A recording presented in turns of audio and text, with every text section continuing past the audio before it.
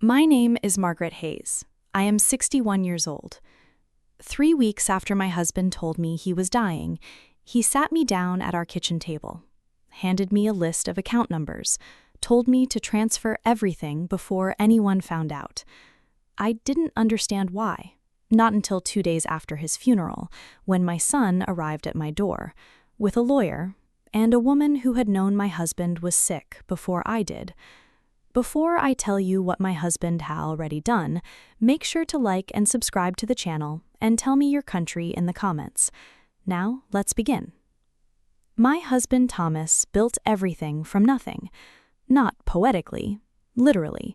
A small logistics company started in our garage in 1989. One truck, one contract, one handshake with a supplier 2 counties over.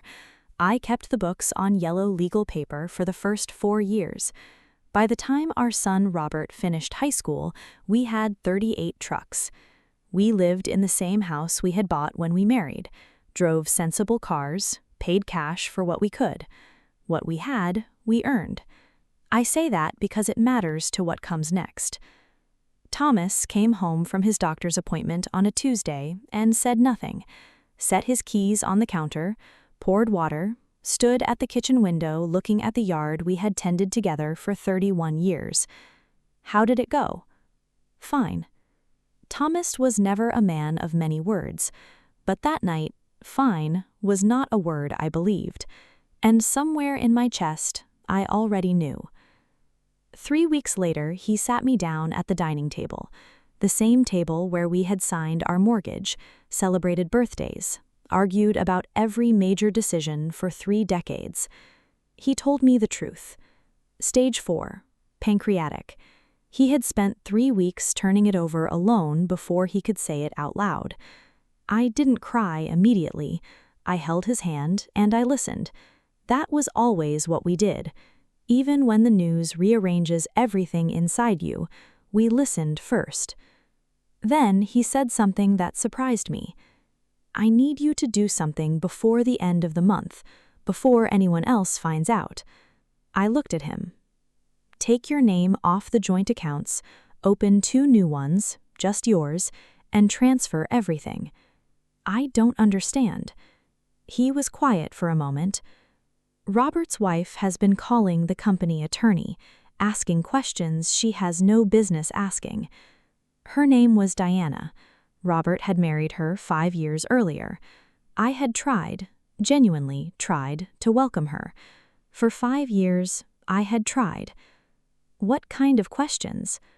She already knows I'm sick. Someone told her. She's trying to understand what happens to the company when I go. I sat with that for a long time. She's not entitled to anything.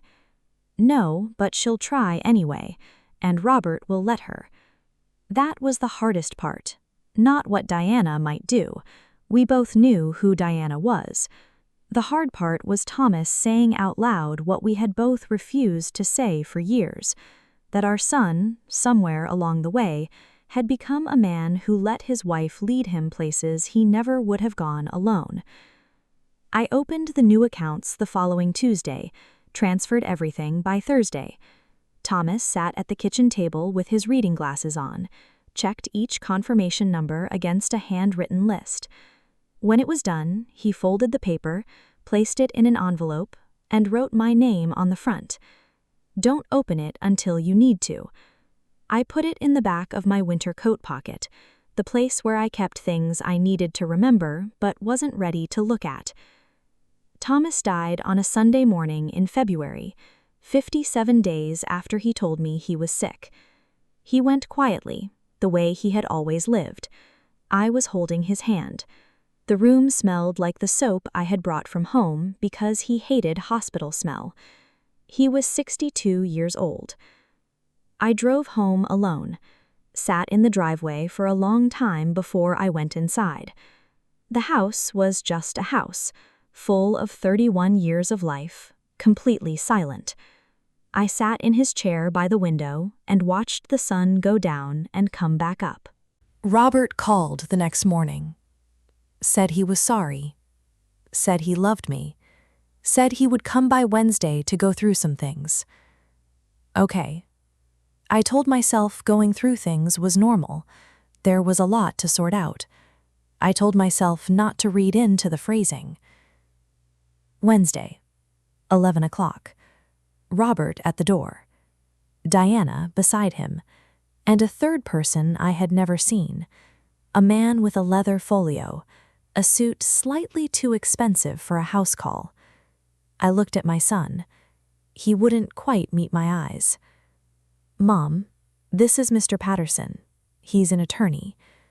I stepped back and let them in. Because what else do you do? Your son arrives at your door 2 days after his father's funeral, and you let him in. You make coffee.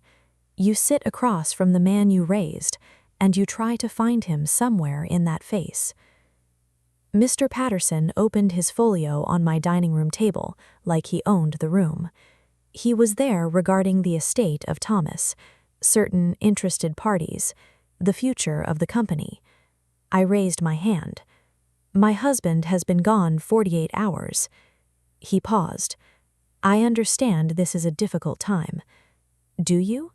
Because I haven't chosen the flowers for his service yet. Diana touched Robert's arm, that particular way she had, signal and command at once. Robert straightened. Mom, we just need to understand the transition plan. Dad would have wanted everything clear. I looked at my son for a long moment.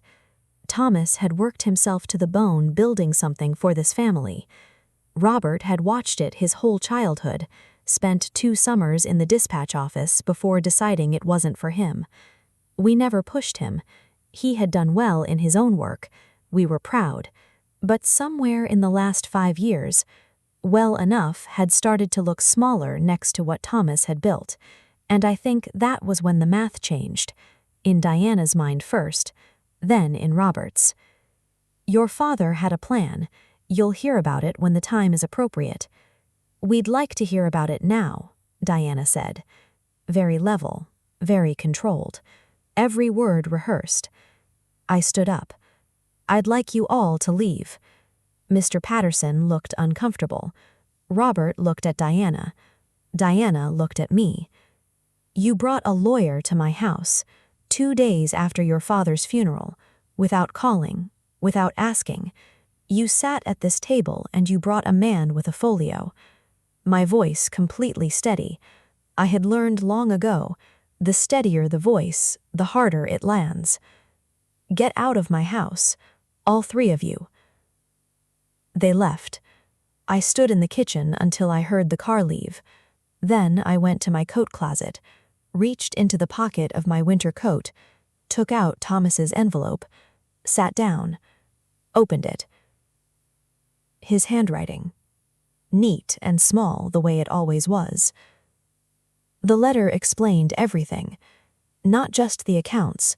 The company structure, quietly reorganized 14 months earlier with a different attorney, one Diana had never had occasion to contact.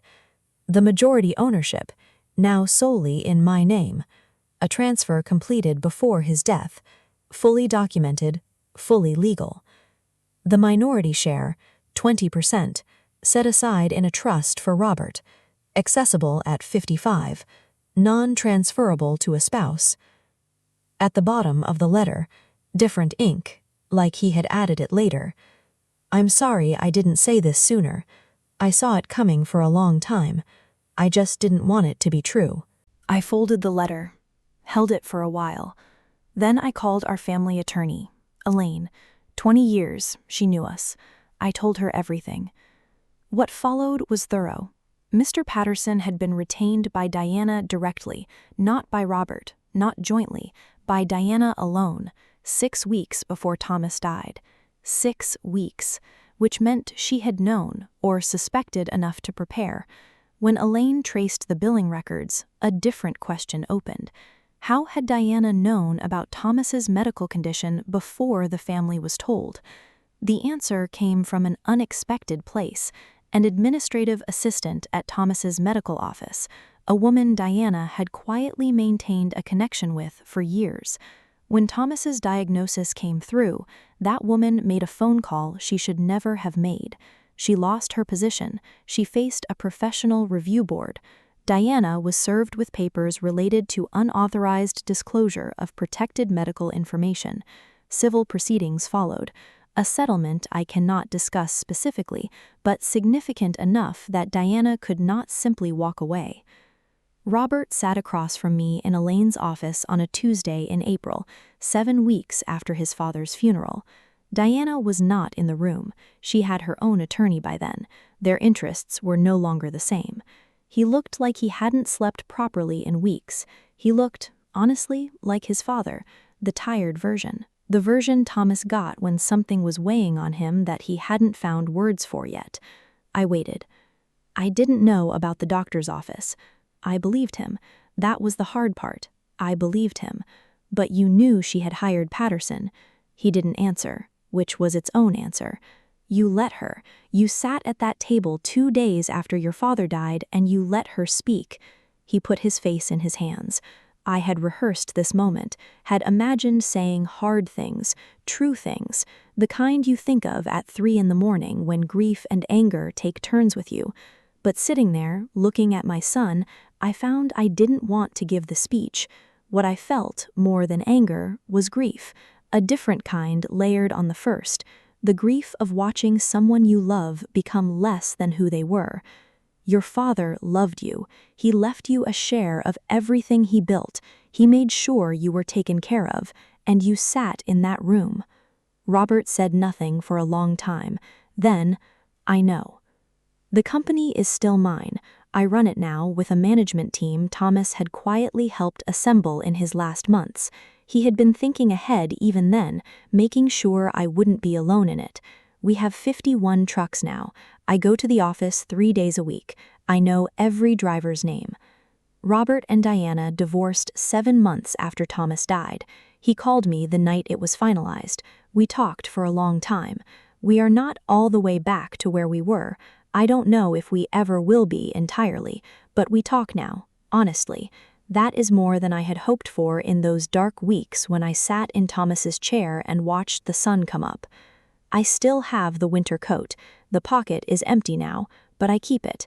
Thomas knew what was coming. He couldn't stop it, but he could make sure that everything we had built together landed somewhere safe, even from a kitchen table, reading glasses on, checking account numbers on a handwritten list, tired, scared, running out of time, still doing the work, still choosing the harder right thing, every single time. That is what love looks like when it is also wise, and that combination is rarer than people think. If this story gave you strength today, like and subscribe. New story every week. Comment your country below. Share with someone who needs to hear this.